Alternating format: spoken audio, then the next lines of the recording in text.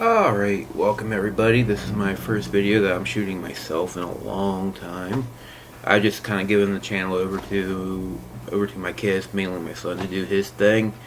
And because like I said, the channel really doesn't mean that much to me. It's just a hobby I've picked up, and then I got bored with it and I figured I got it. He wants to do this, so go ahead, buddy. But anyway, watching his stuff and watching some other comments and other videos and stuff like that, I kind of got an idea to do something that's a little bit out of my traditional wheelhouse, but I figured, why not? You know, I'm definitely not that person anymore. You know, I'm not the woodworking guy, I'm not the music guy, I'm whatever I feel like guy. So, anyway, I figured what I would be doing is talking about Transformers and Gobots.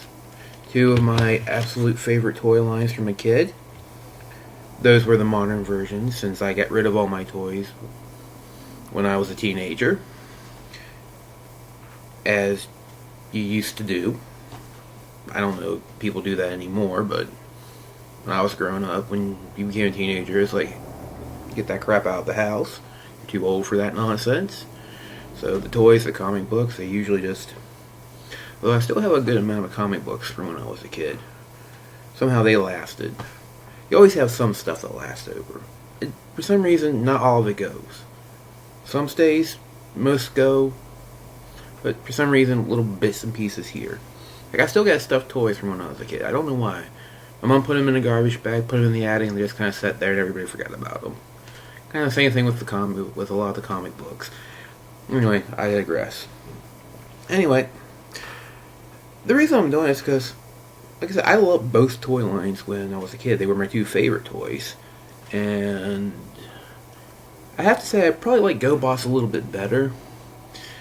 But in the intervening years, there's been a lot of GoBot hate developed after the fact. So I wanted to do a little something where I kind of try to set the record straight as best I can from the research I've done. And so this is kind of like a history, an explanation, and I guess defense. And I'm going to begin, like most things begin in my life, with Godzilla. What do giant robots have to do with giant monsters? Well, if you don't know, you'll never know. Except both are life. No. Because this is really what would begin a pattern. This of the mold that would come to symbolize what would eventually go on with Transformers, Gobots, and pretty much a lot of other things. So, let me explain. As the world was rebuilding itself after World War II, Japan was developing its motion picture industry again, and you know, Japanese are people and they like all types of things, historicals, romance, and monster movies. And the creators of Godzilla wanted to make a giant monster movie in the vein of, you know, 20,000 Leagues Under the Sea, and King Kong, and so they did. And the resulting work was what they call Gojira, which is a combination of the Japanese words for gorilla and whale. And an early working version of Godzilla, idea of Godzilla, was he would be somewhat hairy and have big floppy ears. That later got changed, thankfully, to his iconic design. And anyway, the movie was made, and it did well, really well in Japan, and the studios were looking to market it abroad, because at the time, giant monster movie sci-fi was a big thing around the world. But to break into the American market, they had a couple problems. One, foreign language films of any country, even the white European countries, did not do well in America. America then, like America today, we like our English. It's like we don't like subtitles. It's like if I wanted to read, I get a book. Don't make me read at the movies. And since we're mostly monolinguistic, at least back then, maybe not so much anymore. It's like no, English only. Second, there's still some, bad feelings left over from the war. I mean, you have to remember the war ended in 45. Godzilla was made in 54. That's only 9 years. Considering that even when I was growing up and going to high school in the late 80s, early 90s, I still had people who I went to school with who were like, screw the Japanese and all that. It's like, dude, you weren't even born when the war ended. What are you so butthurt about? It happened. It's over. We're friends now. Japan's awesome. I love them. Anyway, so the language and leftover bad feelings, kind of hurting it. Then one day, Toho Studios was able to reach an agreement with an importer to get some of his films put into the American market, including Gojira, which Toho itself came up with the Anglicization of Godzilla. And the importer liked it, but figured it needed a white lead, or at least a white face to bring the audience in. Unfortunately. And so they cut some new scenes with the great and highly underrated Raymond Burr, who's one of the best actors, who really did a stellar job, and he did a stellar job as Perry Mason and Ironhide, and like I said, he's one of the most underrated actors ever.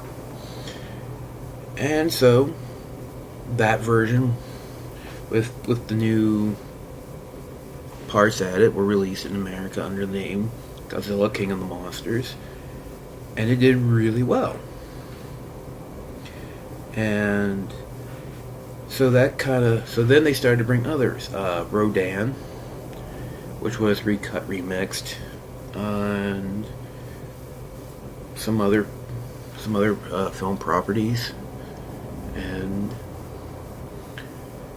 Rodan didn't have any extra scenes made for it, but it was recut and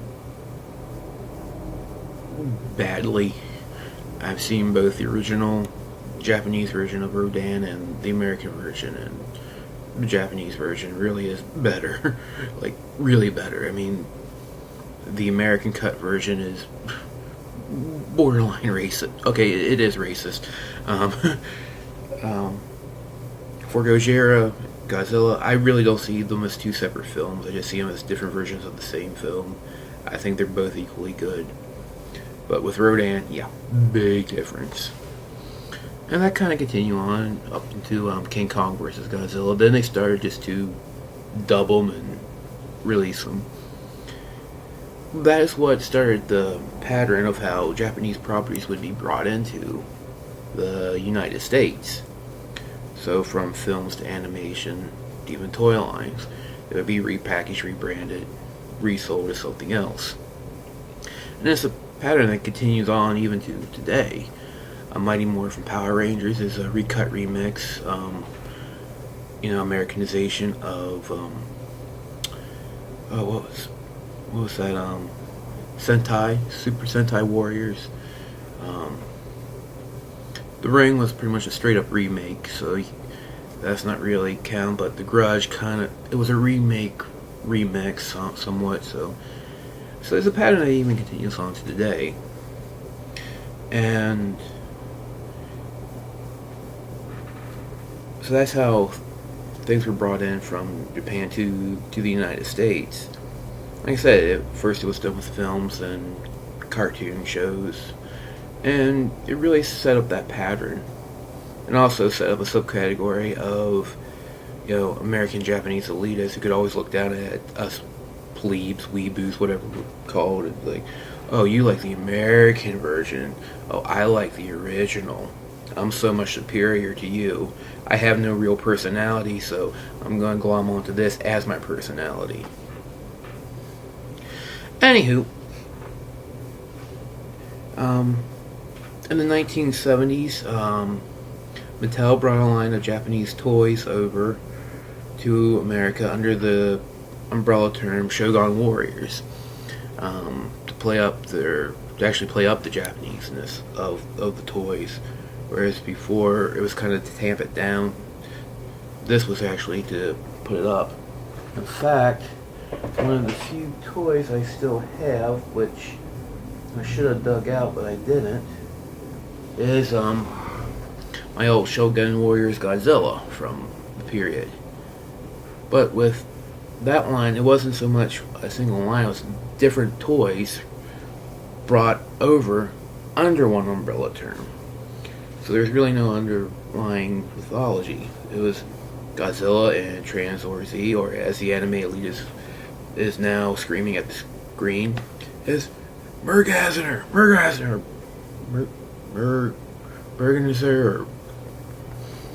I knew it as Transformers. That's what I watched before school as a kid. That's what I know it as. And Mr. Anime Elitist, and it's always a Mr. That gets your underwear in a twist. Yeah, you. Anyway, and they were a pretty big hit. Of course, the next wave of this would be Tonka and Hasbro bringing over pretty much a whole toy line, just rebranded. Hasbro would bring over the Diaclone / Microchange line from Japanese toy maker Takara under the new name Transformers, and Tonka would bring over the Machine Robo line under the name Gobots. And Gobots were brought over first. Gobots hit the store shelves in '83, Transformers a year later in '84. So Gobots were actually the first. And that's where I'm going to end. That's where I'm going to end today. I just wanted to give you a brief history of, how things have been brought over from Japan to the United States, to give you that context. Next video is going to be specifically about Gobots and Transformers being brought over, why Transformers did marginally better, and then eventually why Transformers is still around and Gobots aren't. And it's actually a fairly interesting tale of marketing, business, bad business decisions, pop culture. So, because Transformers and Gobots weren't just the only ones being brought over. There was a giant robot craze during the 80s. It was them, it was Robotech, it was Voltron, minorly Robot Force, and there was the Cyborg team of Centurions, not quite robots, and they were American made. They came straight from America, but there was a robot / cyborg craze in the 80s. A Terminator came out in the 80s, so Short Circuit, so the 80s were the age of robots. So anyway, that's the end of first video. Next video we'll go into the direct history. See you then.